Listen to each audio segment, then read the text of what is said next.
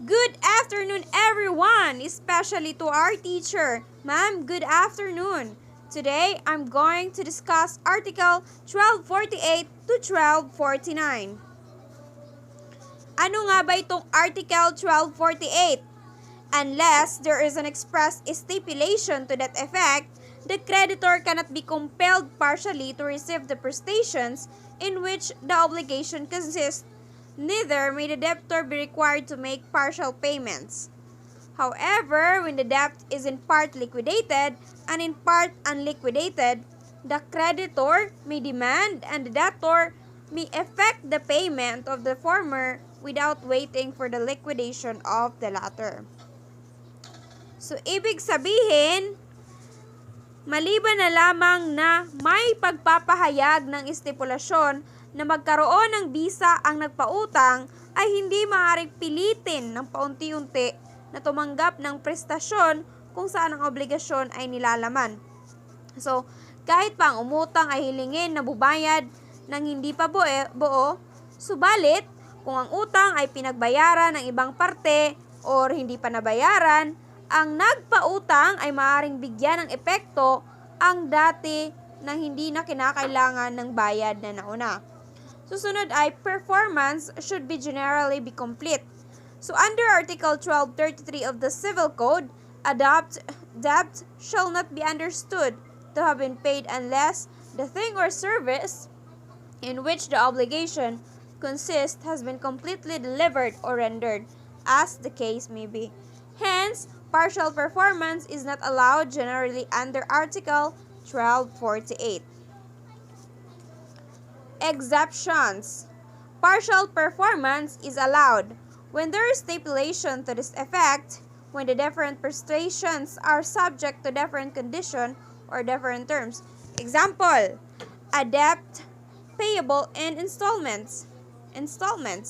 So number 1, when a debt is in part liquidated and in part unliquidated, in which case performance of the liquidated part may be insisted upon either by the debtor or the creditor. Examples, CD owes C 3 million plus damages, 3 million pesos plus damages. So even if the amount of damages has not yet been ascertained, the 3 million pesos is already known or liquidated. So this is already demandable and payable. When a joint debtor pays his share, kung 'di ba ang joint debtor kay kanya-kanya man na, akin ay ako ang utang, ako ara. So when a joint debtor pays his share or the creditor demands the same. So note, this is a complete payment of his share, but it is still a partial fulfillment of the whole obligation. So when a solidary debtor pays only the part demandable because the rest are not yet demandable on account of their being subject to different terms and conditions. So in case of compensation, when one debt is larger than other, it follows that a balance is left. So when work is to be done by parts. Susunod ay Article 1249. So it means that the payment of debts in money shall be made in the currency stipulated, and if it is not possible to deliver such currency, then the currency to which is legal tender in the Philippines. So the delivery of promissory notes payable to order or bills, exchange or other mercantile documents shall produce the effect of payment only when they have been cashed or when through the fault of the creditor they have been impaired. So in the meantime, the action derived from the original obligation shall be held in abeyance 1,000 or 1170. So, discussion. So, ano nga ba itong 1249 or Article 1249? So, ang kabayaran ng utang sa salapi ay naaayon sa pera na nakasaad.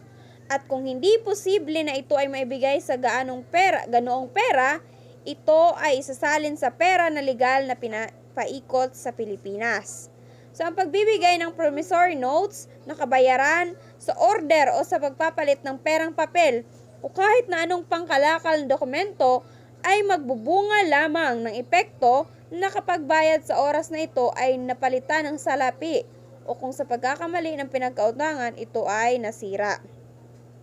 Samantala naman ang aksyon na nanggagaling sa orihinal na obligasyon ang dapat na ipagliban.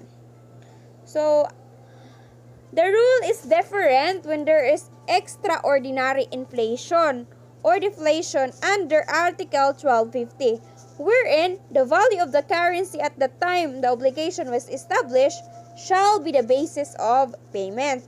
So if there is an official pronouncement or declaration of an extraordinary inflation or deflation. So ano yung konsepto ng legal tender? Legal tender refers to the currency which may be used for payments of debts, whether public or private, and which the creditor cannot refuse to accept. So in the Philippines, the legal tender covers all notes and coins issued by the Central Bank of the Philippines. So it is also under Presidential Decree number 72, effective November 29, 1972. So there is a limit in the use of coins as legal tender to release the creditor from the burden of counting huge amounts of money and coins. So the creditor will find it troublesome not only to count them, but also to carry them. So, he may not accept coins as payment beyond what the law allows. The 1 centavo coins and 5 centavo coins are legal tender up to 20 pesos. Other coins such as 10, 0.10 or 0.25 centavo and 1 peso are legal tender up to 50 pesos. So yung paper bills or money issued by central bank are valid legal tenders for any amount unlike coins. Sunod ay payment in negotiable documents. So example of negotiable documents are mga cheque, promissory notes, payable to order or bills, mga invoice or exchange are not considered as legal tenders. So therefore, the creditor has the right to refuse acceptance of these documents as payment. So, even if they happen to be good. So, ang batas nagsasabi that these papers shall produce the effect of payment only when they have been in cash, which means they have been honored by the Joey Bank and have been exchanged with cash money. So, a rule on payment in check. So, a check is not a legal tender. Whether it is an ordinary check or manager's check, whatever na check yan, the rule applies even if the check was consigned in court. However, there are exceptions to this rule. So, kapag yung manager was consigned with a court which the clerk of court endorsed to the provincial treasurer and which then honored by the bank and credited to the treasurer's account.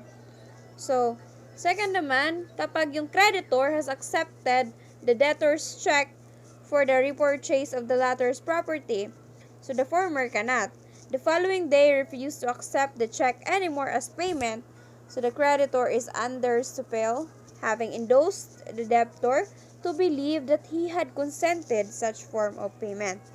Sunod, when after the payment of the check in court, the vendor retro, yung nagbebenta, the vendor retro petitioned the court to allow him to withdraw the amount in deposit. So the payment is check and check is valid. So kapag naman yung check had lost its value due to the fault of the creditor, such when he unreasonably delayed the presentation of the check with the Joey Bank for payment, the payment is check is valid. So may mga exemption to the rule. So when the foreign bill of exchange lost its value for the reason that the creditor had neglected to make a protest, had there been a timely protest, the debtor could have pursued the right of recourse against the parties who are secondarily liable. So that's all for my report. Thank you for listening.